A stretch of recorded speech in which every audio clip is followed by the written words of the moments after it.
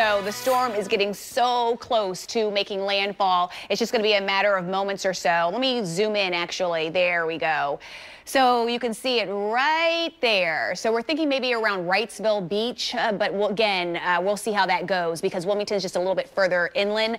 So maybe around Wrightsville Beach, we'll see how that goes. But in that western eye wall, about 3 to 6 inches of rain falling across that area. It is a doozy.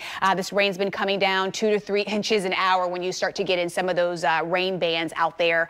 It is going to be a rough go of things in terms of the rain, but it's also rough in terms of the winds as well. We're talking about hurricane force winds gusting as we go through the rest of today. And that's going to stick around even as we head into some spots maybe tomorrow as well. But look at those rainfall totals as they add up over the next several days. Again, these totals are not necessarily going to be in inches, but also in feet.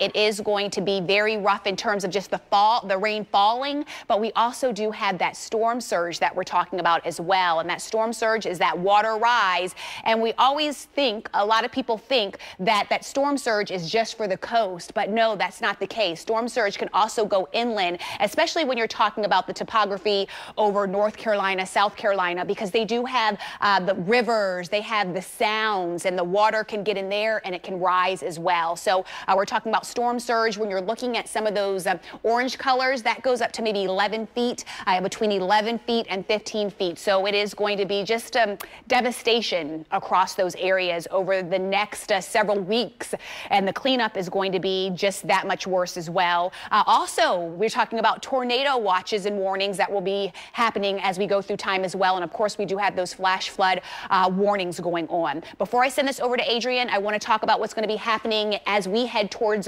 Monday and Tuesday of next week. Well, Florence comes back to get us, so we are going to be dealing with more rain in the forecast then. Now let's send this over to Adrian. Adrian, are we going to be dealing with some wet weather for today? Yeah, we have a little bit of drizzle in the city here this morning. We're already starting to see some of the outer rain bands of Florence now move through sections of the lower eastern shore and southern Maryland here this morning. Most of the activity pretty light in nature, but nonetheless still something to keep in mind. You can see near the eastern area getting in on a little bit of rain there.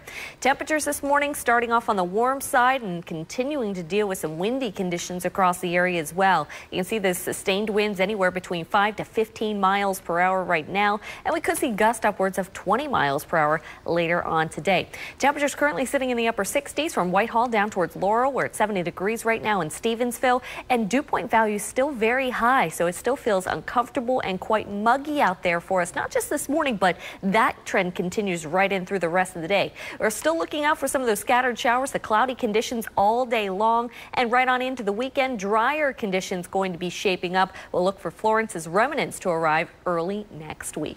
I'll now send things over to Lauren Cook, who's got a check on our morning